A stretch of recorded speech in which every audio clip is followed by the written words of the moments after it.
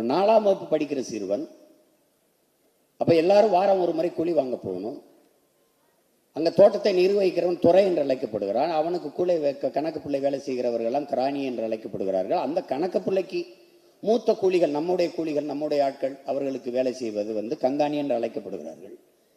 தன் தாய்க்கு உடல்நிலை சரியில்லாமல் போய்விடுகிறது காளியம்மாளுக்கு. நீ போய் எல்லோரோடும் போய் அந்த கூலியை வாங்கிட்டு வா என்று வாங்குகிற போது அந்த துறை காசை என்னை கொடுத்து கொண்டிருக்கிறார்.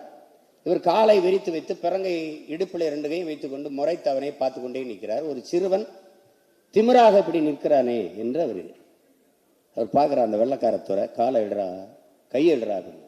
அவர் எடுக்கல, அப்படியே பார்த்தபடியே இருக்கிறாரு. அந்த நேரத்தில் ஒரு மின்னல் போல ஒரு சின்ன பின்னிகழ்வு, ஃப்ளாஷ்பேக்கு ஐயா பழனிவேல் அவர்கள் பார்வையில். அவங்க குடியிருக்கிற பக்கத்தில் தான் அவருடைய குடியிருப்பு இருக்குது, அந்த துறையோடது. அவள் அப்பப்போ இந்த தீபாவளி கோயில் திருவிழாக்கெல்லாம் சில்லறை காசுகளை அள்ளி வீசுவது அவனுடைய வழக்கம், அவனுடைய பொழுதுபோக்கு. இந்த சிறுவர்கள் எல்லாம் பாய்ந்து ஒருவர் இழுத்து கொண்டு புழுதிகளை பிறண்டு எடுக்கிறது வழக்கம். அந்த இடத்துல ஒரு சிறுவன் யோசிக்கிறான், அப்படி பார்க்குறான், இவன் எதுக்கு இந்த காசை வீசி எறியணும்? அதையே இந்த குழந்தையெல்லாம் புரண்டு புழுதியில் பிறண்டு எடுக்கணும், அடிச்சு பிடிச்சிட்டு எடுக்கணும். ஏன் அவன் மரியாதையாக கண்ணியமாக கையில் கொடுக்கலாமே, இவன் அதை செய்யலை அப்படிங்கிற கேள்வி எழுது. அந்த கேள்வி, அந்த கோபம் அப்படியே அந்த வெள்ளக்காரத்துறைக்கு, நீ என்ன பெரிய இவனடா, இது ஒன்றும் கோயில் திருவிழாமில்ல, நீ காசு ஒன்றும் விட்டேறியில்ல, இது எங்கள் அம்மாவுடைய உழைப்புக்கான கூலி, அதை கேட்கறதுனால அவனுக்கு கை கட்டி கூணி குறுக்கி நிற்கணும், இப்படி தான்டா நிற்பேன்னு இடுப்புலேருந்து கை எடுக்கல. இந்த திமிர், இந்த நிமிர்வு, இது எங்கிருந்து வருது? எங்கிருந்து? பரம்பரை மரபின் நீட்சி, பரம்பரை ரத்தம். ஹைதர் அலி மைசூரை தலைமையிடமாக கொண்டு ஆளுகிற போது இங்கே இருந்து கப்பம் வசூலித்துக் கொண்டு போகிறார்கள். கப்பம் வசூலித்துக் கொண்டு போறவர்கள் நம்மவர்கள் தான், நம்முடைய வீரர்கள் தான். குதிரைகளை போய்கொண்டிருக்கும் போது ஒரு சிறுவன் வருகிறான், இளம் வயது சிறுவன், மீசை விட முளைக்கல. கூறுக்க மாறிச்சு நிறுத்தி, வாங்கின கப்பத்தை என்கிட்ட கொடுங்கிற, அடிச்சு பறிக்கிறார். சண்டையிட்டு தோகடிச்சு கப்பத்தை பறிக்கிறார், காசை கொடுறாரு. ஏன் நிலத்திலிருந்து என்னடா உனக்கு கப்பம் போறது? ஏன் நாங்க இங்க போய் மன்னர் கேட்டா என்ன பதில் சொல்றது? போடா போய் சொல்ற, சென்னி மலைக்கும் சிவன் மலைக்கு இடையில சின்ன மலை பறித்து கொண்டேன்னு போய் சொல்றா. அங்க போய் அவன் சொன்ன உடனே அவன் ஹைதர் அலி எத்தனை பேர்னு ஒருத்தன், என்ன வயசு இருக்கும், 19 வயதுன்னு பயந்துட்டான். 19 வயசுல உங்க இத்தனை பேர் அடிச்சுட்டான். நான் அந்த பரம்பரை வீரம், அந்த ரத்தம் அப்படி நிமிர்ந்து நிற்குது. அவன் வெள்ளைக்காரனா இருந்தானா கொள்ளைக்காரனா இருந்தாலும் எவனா இருந்தாலும் கவலை இல்லை நமக்கு. எனக்கு கராத்தே பயிற்சி எடுக்கும்போது மூச்சை உள்ளடக்கி பயிற்சி எடுத்ததில் அந்த குடல் இறக்கம் வந்துடுச்சு. அதுக்காக கராத்தே பயிற்சி எடுத்தால் குடல் இறக்கம் வந்துடும் நான் சொல்கிறேன்ட்டு நீங்கள் தப்பாக எடுக்கக்கூடாது. எனக்கு அந்த சதை பகுதி மெல்லிதாக இருந்ததுனால கிழிஞ்சிட்டு. அப்போ கூட்டங்களில் பேசும்போது இறங்கிக்கும், ரொம்ப கஷ்டப்படுவேன். அப்படி ஏற்றி நிடும்போது ரொம்ப கஷ்டப்படுவேன். அப்போ எல்லாரும் சொல்லி, தம்பிக்கு சொன்ன மாதிரி தான், அண்ணாமலைக்கு சொன்ன மாதிரி தான் எனக்கு கோயம்புத்தூரில் ஜெம் மருத்துவமனைக்கு போங்கன்னா ஐயா எனக்கு மருத்துவம் செஞ்சாங்க. அந்த நுண்கலை மூலமாக தான் எனக்கு. அப்போ நான் மருத்துவம் முடிச்சுட்டு அப்போ போகும்போது நான் ஓய்வு போகிறேன், திருப்பி வீட்டுக்கு போகிறேன். அப்போ உனக்கெல்லாம் சரியாயிட்டு, நீ மறுபடியும் போயிட்டு 1 மாதத்துக்கு கொஞ்சம் ஓய்வில் இரு, மறுபடியும் போய் கடுமையான பயிற்சியில் மட்டும் செய்யாத, மற்றபடி போய் எல்லா வேலையும் பாருன்னு அனுப்பிட்டாங்க. அப்போ பணம் கட்டிட்டு நான் வீட்டுக்கு செல்லணும். கட்டண தொகை எடுத்துகிட்டு வராரு, போகிறேன். இங்கே கட்ட போகிறாங்க. இல்லை ஐயா உங்களை கூப்பிடுறாங்க போங்கன்னு உள்ளே போனோன்னா, நீ இங்கே மருத்துவம் செய்கிறது உங்கள் அம்மாவுக்கு தெரிஞ்சிருச்சு. அதாவது ஐயாவோட மனைவி ஜெயா அம்மாவுக்கு தெரிஞ்சிட்டு, அவன் ஒருத்தன் தான் இருக்கான், அவன்கிட்ட காசு வாங்கி அசிங்கப்படுத்தாமல் அனுப்பிவிடு அவனை. உங்கள் அம்மா அனுப்பிவிட சொல்லிட்டா, நீ போ, உடம்பு பார்த்துக்க, வேற ஏதாவது என்னை கூப்பிடுன்ட்டு அனுப்பிட்டாங்க. அப்போ நான் சொன்னேன், என் தம்பி, என் அன்புடைய இளவல் செந்தில் இருக்குதார், ஐயாவுடைய மருமகன், நாங்கள்லாம் சுற்றி பார்க்கும்போது நான் சொன்னேன், செவிலியர்களெல்லாம் நம்ம ஆளுகளாக இல்லை. அப்போ இதெல்லாம் இன்னு அவுட்டு ஆப்ரேஷன் தியேட்டர் அப்படி இருந்தது, அறுவை சிகிச்சைகம்னு இல்லை, உள்ளே வெளியே அப்படிலாம் இல்லை. அப்போ நான் சொன்னேன், இதெல்லாம் தமிழ்லையும் எழுதி ஆங்கிலத்தில் இருக்கலாமே அப்படின்னு. திருப்பி நான் மருத்துவமனைக்கு போனேன். எங்கே பார்த்தாலும் நம்ம முகங்களாக இருந்தது, நம்ம தங்கச்சிகளாக இருந்தாங்க செவிலியர்கள். பிறகு உள்ளே வெளியே, அதுக்கப்புறம் இன் அவுட் இதெல்லாம் எழுதியிருந்தது. இந்த பையெல்லாம் சொல்லி நம்ம கேட்கணுமான்னு எங்கள் ஐயா நினைக்கல. இந்த நுண்துளை அறுவை சிகிச்சை நான் அமெரிக்க நுண்துளை இந்த அறுவை சிகிச்சை, அதை இரைப்பை, குடல் நோய் இதற்கான அறுவை சிகிச்சை இதில் வந்து நான் தலைவராக இருந்தேன். அப்போது துணைத் தலைவராக இருந்தேன். ஆனால் அப்போது யாரெல்லாம் இந்த அறுவை சிகிச்சையில் சிறப்புற செய்கிறார்களோ அந்த காணொளிகளை பார்த்து அதை மதிப்பீடு செய்வது என்னுடைய பணி. நான் இப்படி பார்க்கிற போது ஒரு காணொளி மிக எளிதாக இந்த நுண்துளை அறுவை சிகிச்சையை கையாண்டு செய்திருந்ததை நான் பார்த்தேன். ஆனால் அது கோயம்புத்தூர்லேருந்து வந்திருந்தது. நான் அப்படி ஒரு பேரை அதுவரை கண்டதே இல்லை, கேட்டதும் இல்லை. அது இந்தியாவில் எந்த பகுதியில் இருக்கிறது என்பது எனக்கு தெரியாது. ஆனால் அந்த மருத்துவரின் பெயர் பழனிவேலு என்று இருந்தது. அதற்கு பிறகுதான் நான் இந்தியாவிற்கு பலமுறை வந்தேன், கோயம்புத்தூர் வந்தேன். அவர் நேரடியாகவே அந்த அறுவை சிகிச்சை செய்கிறதை பார்க்கிற ஒரு பெரும் வாய்ப்பை பெற்றேன். தேர்ந்த தன் கைகளால் அவர் அந்த அறுவை சிகிச்சை செய்வதை பார்ப்பது ஒரு பேரற்புதம் என்று பதிவு செய்திருக்கிறார்.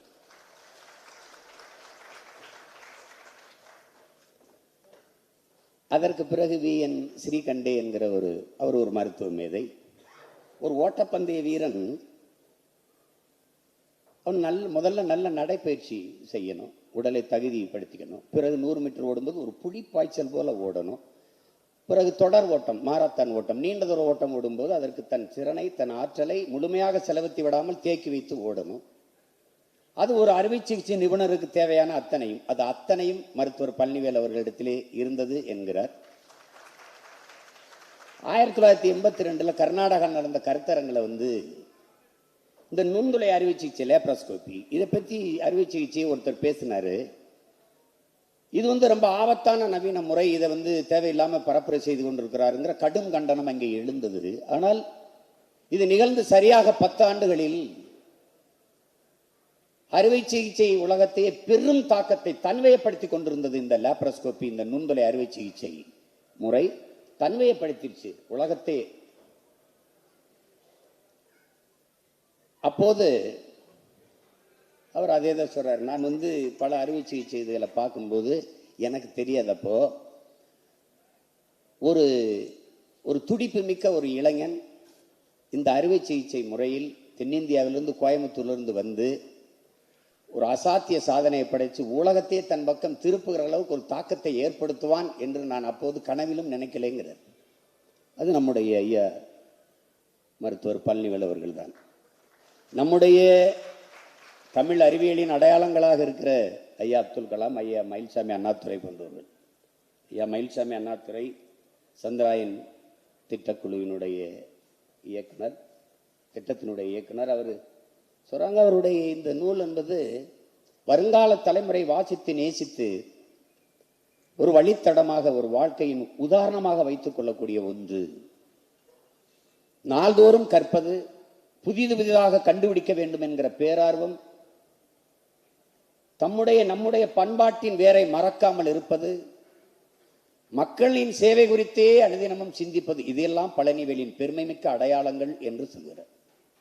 இந்த நூலிலே அவர் பதிவு செய்திருப்பது தன் வாழ்நாளில் அவர் சந்தித்த நெருக்கடிகளையும் உழைத்து உயர்ந்த உயரத்தையும் மக்களின் எளிய மொழியில் பதிவு செய்திருக்கிறார் என்று ஐயா மயில்சாமி அண்ணாதுரை அவர்கள் இந்த நூலை பற்றி குறிப்பிடுகிறார். அதிலே உரைநடை, அதையும் தாண்டி கவிதை நடையில் ஐயா சொன்னதெல்லாம் வந்து சில வரிகளில் சில வார்த்தைகளை, சில பக்கங்களை படிக்கும்போது நாம் உறைந்து போவோம். அப்படி பல பக்கங்களில் நான் உறைந்து இருந்தேன். அதிலே ஐயா சொல்லுகிறாங்க, ஒரே மாதிரி அறுவை சிகிச்சை தான், ஒரே மாதிரி தான், ஒரே மாதிரி தினந்தோறும் அதே தான். ஆனால் நோயாளிகள் ஒவ்வொருவரும் புதியவர்கள் என்கிறார். சிகிச்சை முறை ஒன்றுதான், நோயாளிகள் புதியவர்கள். இது அலுப்பு தட்டுமா என்று, இது அலுப்பு தட்டக்கூடிய ஒன்று என்று நான் எப்படி சொல்வது? முழு ஈடுபாட்டோடு செய்தேன், முழு ஈடுபாட்டோடு இந்த பணியை செய்தேன். என்னுடைய கால சிறகுகள் மிக வேகமாக பறந்தது, உயிரை பறந்தது. அதனுடைய சிறகுகளின் நீளம், அந்த சிறகுகள் மிக நீளமானது, மிக வலிமையானது. புத்துணர்வு தரும் காற்றின் திசையில் நீலவானில் பறக்குகிற போது களைப்பு ஏற்பட வாய்ப்பேது என்கிறார். அப்படி செய்கிற தன் வேலையை முழு ஈடுபாட்டோடு செய்கிற ஒரு பெருந்தகை, ஒரு சேவையாக நினைத்து செய்கிற பெருந்தகை நம்முடைய ஐயா பழனிவேல் அவர். அவர் படித்து இந்த இடத்திற்கு நாம் ஒருவர் சாதனையாளரை பார்க்கும்போது பொறாமைதான் வரும். இந்த சாதனையில் நின்று பார்க்கும்போது காஞ்சி பெரியவர் சங்கராச்சாரியார் அவர்கள் சொல்கிறார், ஒருவன் சாதனையை பார்த்து நீ பொறாமைப்படாதே, அதை சாதிப்பதற்கு அவன் கொடுத்த வேலை, அவன் பட்ட வேதனை, அவன் பட்ட துயரங்கள், துன்பங்கள், கஷ்டங்களை ஒரு தடவை பார்த்தில் என்றால் பொறாமை வராது, பெருமைதான் வரும் என்று.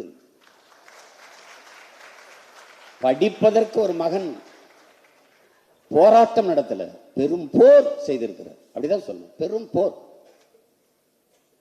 17 வயதில் 8ஆம் வகுப்பு சேர்ந்திருக்கிறது. என்னிடத்திலே நேரே சொன்னார், அது புத்தகத்திலும் பதிவு. 17 வயதில் 8ஆவதில் சேர்ந்த ஒரு மகன், வறுமை அதை தாண்டி உலகத்தில் கற்பிப்பதற்கு ஆகச்சிறந்த பல்கலைக்கழகம் எதுவும் கிடையாது, எல்லாவற்றையும் கற்றுக் கொடுக்கும் வறுமை. அந்த வறுமைதான் இவ்வளவு பெரிய மேதையை, ஒரு மருத்துவத்துறையில் ஒரு பல்கலைக்கழகத்தை நமக்கு உருவாக்கி தந்திருக்கிறது என்றால் அது அந்த வறுமைதான். எவ்வளவு தூரம் உயரே வந்தாலும் தான் பிறந்து வளர்ந்த அந்த குடிசை வீட்டை இன்று வரை பராமரிக்கிற ஒரு மகத்தான மனிதன் நம் மண்ணில் உண்டு என்றால் அது நம்முடைய ஐயா பழனிவேல் அவர்கள். நீங்க மரம் உயர்ந்திருக்கும், பூக்கள் பூத்திருக்கும், காணிகள் காய்கள், இதைத்தான் நாம் பார்ப்போம். ஆனால் அதற்கு நீர் கொடுத்து உயிர் கொடுத்து தாங்கி நிற்கிற வேறு எவர்களுக்கும் தருவதில்லை, நாம் அதுக்கு நன்றியும் பாராட்டுவதில்லை. ஆனால் மரம் மறப்பதில்லை, பூக்களை அதன் வேரில் தூவி நன்றி செலுத்திக் கொண்டே இருக்கும். அப்படித்தான் நம்முடைய ஐயா பழனிவேல் அவர்கள் தன்னை உருவாக்கிய, படிக்க முடியல, பள்ளிக்கூடத்து வாய்ப்பு இல்லை, மலேசியாவில் படித்த கல்வி இங்கே தொடர முடியல, இப்போ என்ன செய்யறதுன்னு தெரியல.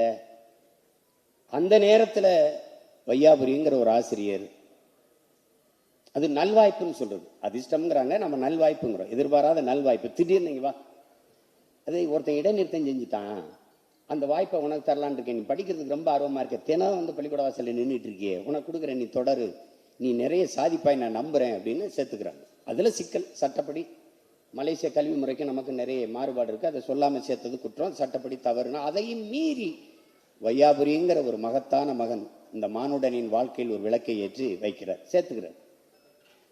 அதுல இருந்து படிச்சு எல்லாம் பியூசியில பேர் நிறைய மதிப்பெண் பெற்றால் மருத்துவக் கல்லூரிக்கு போக முடியல. அதுல ஒவ்வொருத்தரும் அவர் வாழ்க்கையில் ஒரு முன்மாதிரியாக இருக்கிறாங்க, தாக்கத்தை ஏற்படுத்துறாங்க. அதுல குறிப்பா நிலத்துக்கு மதில் வேலி போடணுங்கிறதுக்காக கல் உடைக்கும் போது கல்லில் கையில் அடிபட்டு அது வீங்கிடுது, அது பிரச்சனையாயிடும். நமக்கு ஒரு மரபு இருக்கு, நம்ம மண்ணில் நம்ம முன்னோர்களுக்கு எது ஒன்றையும் சோசியம் கேட்கணும், குறிகாரன்ட்ட கேட்கணும் அப்படின்னு. அப்படித்தான் தங்கச்சி தனலட்சுமி அவங்க இழந்துடுறாங்க. ஐயா அவர்கள் மருத்துவத்துட்டு கொண்டு காட்டாம இதுக்கெல்லாம் நேரங்காலம் பார்க்கணும், போக வேணாம்னு குறி பார்க்கணும், போக வேணாம்னு சொன்னா போகக்கூடாது, போகணும்னு சொன்னா போகணும். அப்படி தன் தங்கையை இழந்தவர் இதுக்கும் அதே மாதிரி கைக்கு இதெல்லாம் போய் இதெல்லாம் மருத்துவத்தை போவானான்னு குறி சொல்லுதுன்னு சொல்லி கட்டை போட்டு நிறுத்திடுறாங்க. அவருக்கு தாங்க முடியல.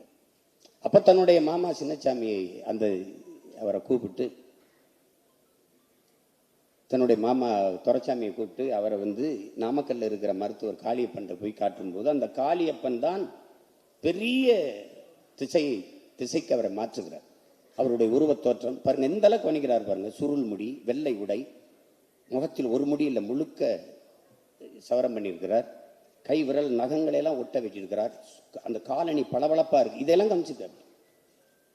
அந்த கொஞ்ச நேரத்தில் அவ்வளவும் கவனிச்சு அவ்வளவும் தனக்குள் வாங்கி அந்த கழுத்தில் தொங்க விட்ட அந்த டெத்தாஸ்கோப் இதெல்லாம் பார்க்கும்போது இவரை மாதிரியே நாமும் ஒரு நாள் மருத்துவர் ஆகணுங்கிற அந்த கனவு அவருக்குள்ளது. அது ஒரு பெரிய தாக்கத்தை அவர்களை ஏற்படுத்துது.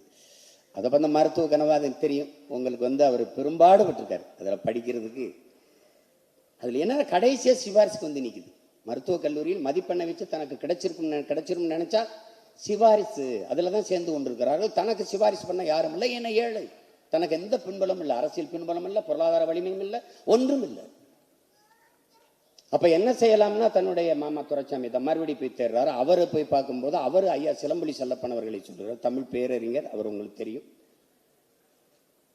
அது அவரு வந்து சொல்றாரு, நீ போய் மாரப்ப கவுண்டர் போய் பாரு, அவர் விடுதலை போராட்ட அவரை போய் பார்த்தா அவர் சொல்றாரு, நான் வயசாகி போச்சு, என்னை யார் மதிப்பா, நான் யாரை போய் பார்க்கறதுன்னு அவர் சொல்றாரு. இருந்தாலும் அவர் சரி வா பாப்பம் என்று கூட்டிகிட்டு போய் சந்திக்கிறாங்க. அவர் சந்திக்கும் போது அவர் விடுதலை போராட்டங்கிறனால அன்றைய சுகாதாரத்துறை அமைச்சராக இருக்கிற நம்ம ஐயா பேராசிரியர் அன்பழகன் அவர்களை போய் சந்திக்கிறாங்க. அவரு நீ இந்த என்சிசி என்எஸ்எஸ் இதுல எல்லாம் சான்றிதழ் வச்சிருக்கியான்னு கேட்கிறார். அப்ப அந்த ஐயா மாரப்ப இவர் தான் சொல்றாரு, இல்லைல்லாம் அவன் வந்து இந்த இல்லை வேளங்காட்டு ராமசாமி அவர் தான் கூட்டிட்டு போறாரு, அவர் தான் தியாகி. அவர் கூட்டிட்டு போய் என்ன சொல்றாரு, இல்லை அவன் சிற்றூர்ல இருந்து படித்தவன், அதனால படிப்பை தவிர வேற எதுலையும் கவனம் செலுத்த முடியல, அதனால இந்த மாதிரி கூடுதல் தகுதி சான்றிதழ் அவன்கிட்ட இல்லைன்றாரு.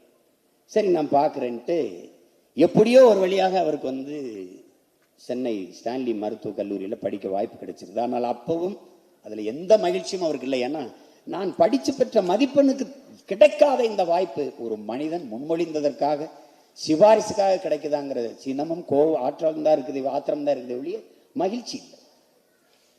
படித்து மருத்துவராகி அங்கே ஒரு இது வருது. இப்போ இருக்கிற இந்த இரைப்பை குடல் நோய் இதற்கான அறுவை சிகிச்சை இன்னைக்கு லேப்ரோஸ்கோபி, இந்த நுண்துளை அறுவை சிகிச்சையில் உலக புகழ்பெற்ற மருத்துவராக நம்ம ஐயா இருக்கிறாருன்னா அதுக்கு ஒரு இடம் இருக்கு. அங்கே ஒருத்தர் வர்றாரு, மருத்துவர் ரங்கபாஷ்யம்ங்கிறது. அவர் தான் அதில் மிகச்சிறந்த நிபுணராக இருக்கிறார், மேதையாக இருக்கிறார். அவர்கிட்ட இருந்து அழைப்பு வருது. இந்த மோகனவேலுங்கிற ஒருத்தர் கூப்பிட்டு இங்கே வான்னு அவரை சந்திக்க வைக்கும்போது அவர் சொல்கிறாரு, நீ வந்து பழனிவேலு இப்போ இதுக்கான இந்த இது எனக்கிட்ட தான் வந்திருக்கு, அதனால நீ இது உனக்கு ஆர்வம் இருக்குது, இல்லை நீ சேர்ந்து படித்தா நல்லா இருக்குன்னா நான் எப்போ சேரணும்னு சேர்ந்துடுறாரு. ஆனால் படித்த படிப்புக்கு வேலை செய்து கொண்டிருக்கிற போது இப்போ திடீர்னு மேற்படிப்புனா அதுக்கு உரிய ஊதியம் கிடைக்காது. 325 ரூபா தான், அதை வச்சு குடும்பத்தை நடத்தணும். திருமணம் ஆயிடுச்சு. மாமனார் தனியாக ஒரு சிறு மருத்துவமனை கட்டித்தரேன், கிளினிக், அதுல இருந்து நீ பார்க்கணுங்கும்போது அது ஆர்வம் தான். ஆனாலும் அவன் சொல்றாரு, நீங்க இப்போ உங்களுக்கு என்ன முடிவு பண்ணிட்டீங்க, நீங்க படிக்கிறதுன்னா இதனால நான் படிக்க போறேன்னு. சரி நீங்க சரியானதான் செய்வீங்க போங்கன்னு. அந்த மாதிரி மாமனார் கிடைக்கிறது ரொம்ப அபூர்வம். நமக்கெல்லாம் அப்படி கிடைக்குமான்னு தெரியல. அதுக்கப்புறம் ஒரு இதுல மேதையாகி வர்றார் ஐயா. சாதனை என்று நான் பார்க்கறது, வாழ முடியாத தாய் நாட்டை விட்டு வெளியேறி மலாய்க்கு, அன்றைய மலாய் இன்றைய மலேசியா, நம் மக்கள் எல்லாம் அங்கே இருக்கிற ரப்பர் தோட்டத்தை உருவாக்கியவர்கள், கடும் உழைப்பை கொட்டி அந்த ரப்பர் தோட்டத்தில் கூலி தொழிலாளியாக போய் நம் மண்ணின் மக்கள் உழைக்கிறார்கள். அந்த கூலி தொழிலாக சின்னஞ்சிறுவனாக அந்த நிலத்திலே இறங்கிய ஒரு மகன், அந்த ஆங்கிலேயரிடத்திலே வெள்ளையருடைய ஆளுகையின் கீழே அடிமை கூலியாக வேலை பார்த்த ஒரு மகன், பிறகு அதே நாட்டில் புகழ்பெற்ற பெல்லாசி விருதை வாங்கி அதே மண்ணிலே வெள்ளைக்காரர்கள் கையிலே அவன் நாட்டிலேயே மருத்துவத்துறையில் சாதிச்சு பெல்லாசிப்புங்கிற விருதை வாங்குகிற அளவுக்கு உயர்ந்திருக்கிறான் என்றால் இதைவிட சாதனை என்ன இருக்க முடியும் என்பதை அறிவார்ந்த தமிழ் சமூக மக்கள் சிந்திச்சுப்பார். அதை வாங்கும் போது அவருக்கு ஒரு நினைவு வருது, இந்த விருதுக்கான விதை எங்க இருக்குன்னா வையாபுரிங்கிற அந்த மாதிரி ஆசிரியர்கிட்ட தான் இருக்குதுன்னு அந்த ஆசிரியரை தேடி வந்து அவருடைய அன்பையும் மதிப்பையும் பரிமாறிக்கொள்கிறதெல்லாம் வந்து அதை படிக்கும்போது நெகிழாமல் நீங்கள் கடக்க முடியாது. ஒவ்வொரு மனிதனுக்குமான ஒரு முன்னுதாரணம். அதில் அந்த கூலியாக மலேசியாவில் வேலை செய்யும்போது ஒரு 4ஆம் வகுப்பு படிக்கிற சிறுவன், அப்போ எல்லாரும் வாரம் ஒரு முறை கூலி வாங்க போகணும். அங்கே தோட்டத்தை நிர்வகிக்கிறவன் துறை என்று அழைக்கப்படுகிறான். அவனுக்கு கணக்கு பிள்ளை வேலை செய்கிறவர்களெல்லாம் கிராணி என்று அழைக்கப்படுகிறார்கள். அந்த கணக்கு பிள்ளைக்கு மூத்த கூலிகள், நம்முடைய கூலிகள், நம்முடைய ஆட்கள், அவர்களுக்கு வேலை செய்வது வந்து கங்காணி என்று அழைக்கப்படுகிறார்கள். தன் தாய்க்கு உடல்நிலை சரியில்லாமல் போய் விடுகிறது காளியம்மாளுக்கு. நீ போய் எல்லோரோடும் போய் அந்த கூலியை வாங்கிட்டு வா என்று வாங்குகிற போது அந்த துறை காசை என்னை கொடுத்து கொண்டிருக்கிறார். இவர் காலை விரித்து வைத்து பிறங்கை இடுப்பில் 2 கையும் வைத்துக் கொண்டு முறைத்து அவனை பார்த்து கொண்டே நிற்கிறார். ஒரு சிறுவன் திமிராக இப்படி நிற்கிறானே என்று அவர் பார்க்குறார். அந்த வெள்ளக்காரத்துறை காலை இடுறா, கை இடுறா அப்படின்னு அவர் எடுக்கல, அப்படியே பார்த்தபடியே இருக்கிறாரு. அந்த நேரத்தில் ஒரு மின்னல் போல ஒரு சின்ன பின்னிகழ்வு, ஃப்ளாஷ்பேக்கு ஐயா பழனிவேல் அவர்கள் பார்வையில். அவங்க குடியிருக்கிற பக்கத்தில் தான் அவருடைய குடியிருப்பு இருக்குது, அந்த துறையோடது. அவள் அப்பப்போ இந்த தீபாவளி கோயில் திருவிழாக்கெல்லாம் வந்து சில்லறை காசுகளை அள்ளி வீசுவது அவனுடைய வழக்கம், அவனுடைய பொழுதுபோக்கு. இந்த சிறுவர்கள் எல்லாம் பாய்ந்து ஒருவர் ஈர்த்து கொண்டு புழுதிகளை பிறண்டு எடுக்கிறது வழக்கம். அந்த இடத்துல ஒரு சிறுவன் யோசிக்கிறான், அப்படி பார்க்குறான், இவன் எதுக்கு இந்த காசை வீசி எறியணும், அதையும் இந்த குழந்தையெல்லாம் புழுதியில் பிறண்டு எடுக்கணும், அடிச்சு பிடிச்சிட்டு எடுக்கணும், ஏன் அவன் மரியாதையாக கண்ணியமாக கையில் கொடுக்கலாமே, இவன் அதை செய்யலை அப்படிங்கிற கேள்வி எழுது. அந்த கேள்வி, அந்த கோபம் அப்படியே அந்த வெள்ளக்காரத்துறைக்கு, நீ என்ன பெரிய இவனாடா, இது ஒன்றும் கோயில் திருவிழாமில்ல, நீ காசு ஒன்றும் விட்டேறியில்லை, இது எங்க அம்மாவுடைய உழைப்புக்கான கூலி. அதை கேட்கறதுனால அவங்க கை கட்டி கூனி குறுகி நிற்கணும். இப்படிதான்டா நிற்பேன்னு இடுப்புல இருந்து கை எடுக்கல. இந்த திமிர், இந்த நிமிர்வு இது எங்கிருந்து வருது? எங்கிருந்து? பரம்பரை மரபின் நீட்சி, பரம்பரை ரத்தம். ஹைதர் அலி மைசூரை தலைமையிடமாக கொண்டு ஆளுகிற போது இங்கே இருந்து கப்பம் வசூலித்துக் கொண்டு போகிறார்கள். கப்பம் வசூலித்துக் கொண்டு போறவர்கள் நம்மவர்கள் தான், நம்முடைய வீரர்கள் தான். குதிரைகளை போய்கொண்டிருக்கும் போது ஒரு சிறுவன் வருகிறான், இளம் வயது சிறுவன், மீசை விட முளைக்கல. கூறுக மறிச்சு நிறுத்தி வாங்கின கப்பத்தை என்கிட்ட கொடுங்கிற அடிச்சு பறிக்கிறார். சண்டையிட்டு தோகடிச்சு கப்பத்தை பறிக்கிறார். காசை கொடுறார். ஏன் நிலத்திலிருந்து என்னடா உனக்கு கப்பம் போறது? ஏன் நாங்க இங்க போய் மன்னர் கேட்டா என்ன பதில் சொல்றது? போடா போய் சொல்ற. சென்னி மலைக்கும் சிவன் மலைக்கு இடையில சின்ன மலை பறித்து கொண்டேன்னு போய் சொல்றா. அங்க போய் அவன் சொன்ன உடனே அவன் ஹைதர் அலி எத்தனை பேர்? ஒருத்தன். என்ன வயசு இருக்கும்? 19 வயதுன்னு பயந்துட்டான். 19 வயசு உங்க இத்தனை பேர் அடிச்சுட்டான். நான் அந்த பரம்பரை வீரம், அந்த ரத்தம் அப்படி நிமிர்ந்து நிற்குது. அவன் வெள்ளைக்காரனா இருந்தானா கொள்ளைக்காரனா இருந்தாலும் எவனா இருந்தாலும் கவலை இல்லை நமக்கு. ஒரு ஏழை விவசாயியின் மகன் மருத்துவத்துறையில் சாதிச்சதை பேசிக்கிட்டு, ஒரு ஏழை விவசாயியின் மகன் மன்னராயும் மண்ணையை ஆளுகிற தகுதியை பெற்ற நமது பாட்டன் சின்னமலையின் மரபில் ஒரு மருத்துவத்தை ஆளுகிற மருத்துவராக நம்ம ஐயா வர முடியாதா என்ன? சொல்லுங்க. அதற்கு பிறகு அங்க அவருடைய ஆண்மை திறம், வீரம், இதையெல்லாம் நீங்க பார்க்க முடியும். திருப்பி கல்லூரியில் படிக்கும் போது சுற்றுலா நண்பர்களோட பேருந்தை ஓட்டுநர் வயது முதிர்ந்தவர் மெதுவாக செல்கிறார். ஒரு நிதானமான வேகத்தில், மித வேகத்தில். நண்பர்களுக்கெல்லாம் இவர் வேகமா போகணும், வேகமா போகணும். அதுல ஒரு கொஞ்சம் இந்த கிழவனை 2 அடி போட்டா தாண்டா அவன் வேகமா ஓட்டுவான்ட்டு. வார்த்தை அளந்து பேசு, அளந்து பேசு. நீ சாலமன் விக்டர்னு நம்ம கல்லூரியில் மருத்துவர் இருக்கிறாரு. அவருடைய தாய் உனக்கு தெரியுமா? நம்முடைய கல்லூரியில் மகளிர் விடுதியிலே தூய்மை பணியை செய்கிற ஒரு தொழிலாளி சாலமன் விக்டருடைய தாய். அதனால அந்த மருத்துவனுடைய தரம் குறைந்து போயிட்டதா? நீ எப்படி இப்படி குறைச்சு மதிப்பிடுவ? அவர் அப்படி வெளிவா பேசுவ? அவர் நம் தந்தையின் வயதுக்கு ஒப்பானவர். நாம் பத்திரமாக கொண்டு போய் சேர்க்க வேண்டும் என்று நிதானமாக ஓட்டி செல்கிறார். இதே ஓட்டுநர்களுடைய தந்தையாக இருந்தால் நீ என்ன செய்திருப்பாய்? வேற யாராவது ஒருவன் பேசியிருந்தால் நீ என்ன செய்திருப்பாய் என்ற கேள்வி கேட்கிற அந்த என்ன சொல்றது, அந்த மானுட நேயம். இதிலே திரைப்படத்தில் பேசினதில் அவன் கதாநாயகன், அவன் நிழல் கதாநாயகன். நம்முடைய ஐயா நிஜ கதாநாயகன் என்பதை அந்த இளம் வயதிலிருந்து நீங்க பார்க்க முடியும். எந்த வழித்தடத்திலையும் அவர் தடம் மாறவே கிடையாது. அப்ப இன்னொரு விருது ரோமன்ல சேஜஸ்ங்கிற அந்த அமைப்பினுடைய தலைவர் அவர் ஜான் ஹண்டர், அவர் துணைத் தலைவர். கட்டுரைகளை என்ன பண்ணும், மருத்துவ குறிப்பு கட்டுரைகளை, அதுல விருதுக்கான கட்டுரைகளை தேர்வு செய்வார்கள். அதிலே அவரை சந்திக்கிற நம்முடைய மருத்துவர்கள் எல்லாமே சொல்றார்கள், பழனி நீ எப்படியாவது சிறப்பா செஞ்சு இந்த விருதை பெற்று ஒட்டுமொத்த நம்ம நாட்டுக்கு இந்த பெருமையை சேர்த்துரு அப்படின்ட்டு. அதுக்காக தனி கவனம் செலுத்தி இந்த கட்டுரையை ஐயா தாக்கல் செஞ்சிடறாங்க. அது பல கட்டுரைகள் குவியுது, அதுல ஒன்றை தேர்வு செய்கிறார்கள். அப்ப ஜான் ஹண்டர் எடுத்து அறிவிக்கிறார், விருதுக்கான கட்டுரையை நாங்கள் தேர்வு செய்து விட்டோம். அப்ப எல்லாரும் ஆவலா எதிர்பார்த்திருக்கும் போது அரங்கு முழுமைக்கும் இதே மாதிரி அமைதியா அப்ப கொஞ்ச நேரம் கழிச்சு சொல்கிறார், அந்த கட்டுரை இந்தியாவிலிருந்து வந்திருக்கிற பழனிவேல் அவர்களுடைய கட்டுரையை நாங்கள் விருதுக்காக தேர்வு செய்திருக்கிறோம் என்று. ஐயா அவர்கள் கையை பார்க்கிறார், கைதட்டுகிறார்கள், தன் கையை பார்க்கிறார். இந்த கைதான் இரவுகள் பாராமல் நிலத்திலே உழைத்த கை. இந்த கைதான் தொலை தூரத்தில் இருக்கிற சண்டைக்கு கூடை தூக்கி சென்ற கை. படிக்கும்போது யாருமே தன்னுடைய பிற்காலத்தை நினைக்காம இருக்க முடியாது, யாருமே. அப்ப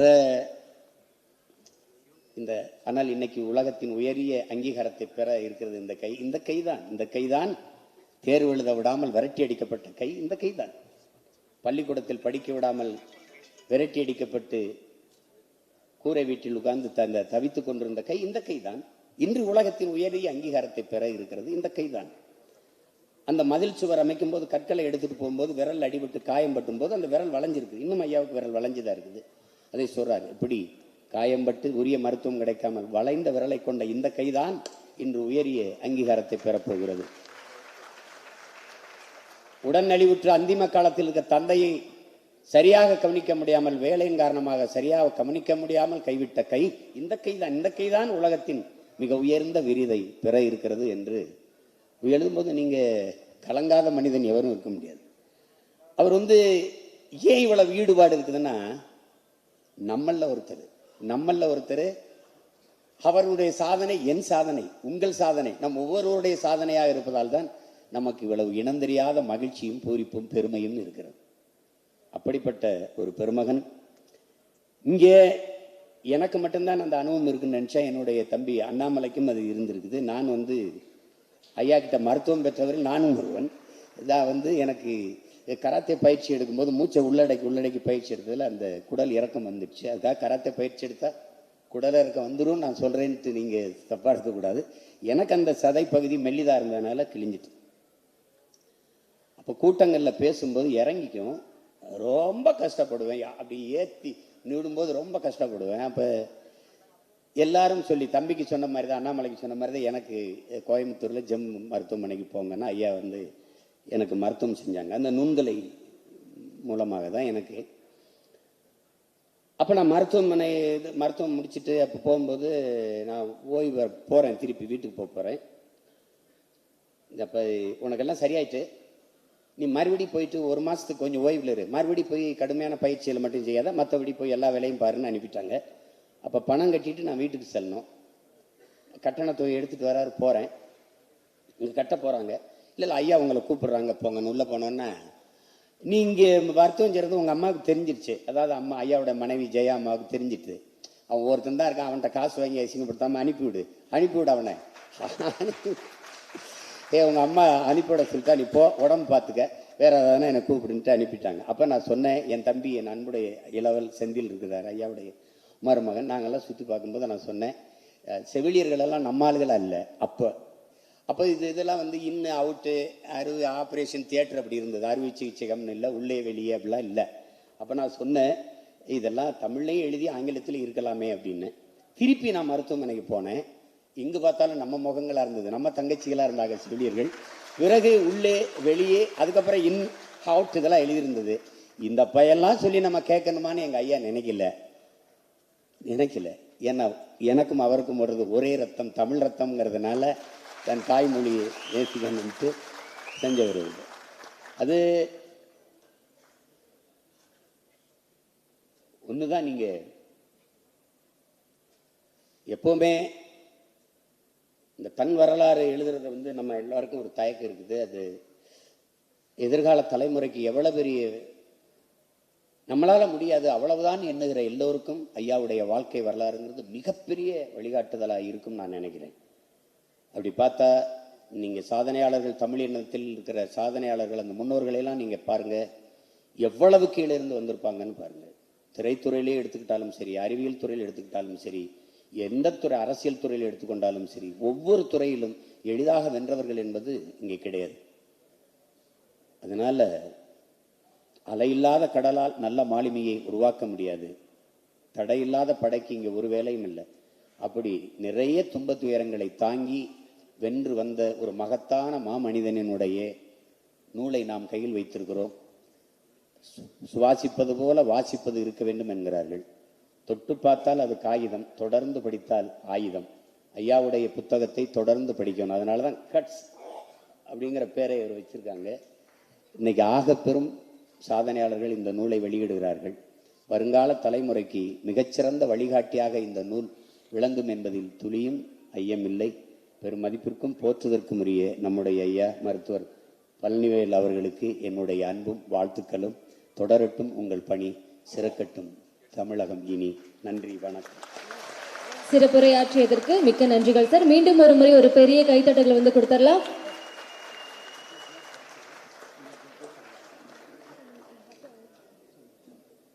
மதிப்பிற்குரிய சீமான் அவர்களுக்கு நினைவு பரிசினை வழங்கி கௌரவிப்பதற்காக டாக்டர் பழனிவேல் அவர்களை அன்புடன் அழைக்கின்றோம்.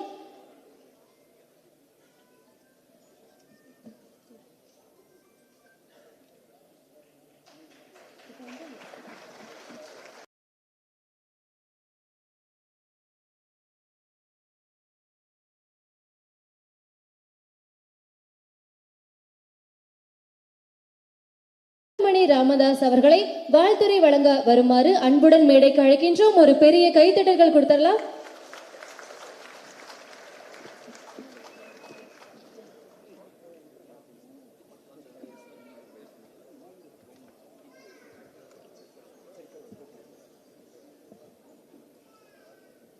அனைவருக்கும் வணக்கம். இனிய இந்த விழாவில் கலந்து கொண்டு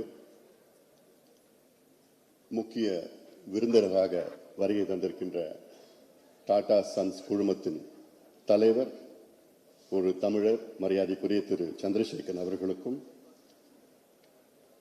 முன்னாள் சிபிஐ இயக்குனர் மரியாதைக்குரிய திரு கார்த்திகேயன் அவர்களுக்கும், எனக்கு முன்பு பேசிய அருமை நண்பர் அண்ணாமலை அவர்களுக்கும், அருமை நண்பர் சீமான் அவர்களுக்கும், திரு ஜி.கே. வாசன் அவர்களுக்கும், அனைத்து கட்சியின் முன்னோடிகளுக்கும், மருத்துவர்களுக்கும், நண்பர்கள், ஊடக நண்பர்கள், இன்றைய கதாநாயகன் பேராசிரியர் மருத்துவர் பழனிவேல் அவர்கள் உள்ளிட்ட உங்கள் அனைவருக்கும் என்னுடைய பணிவான வணக்கங்களை தெரிவிக்கின்றேன்.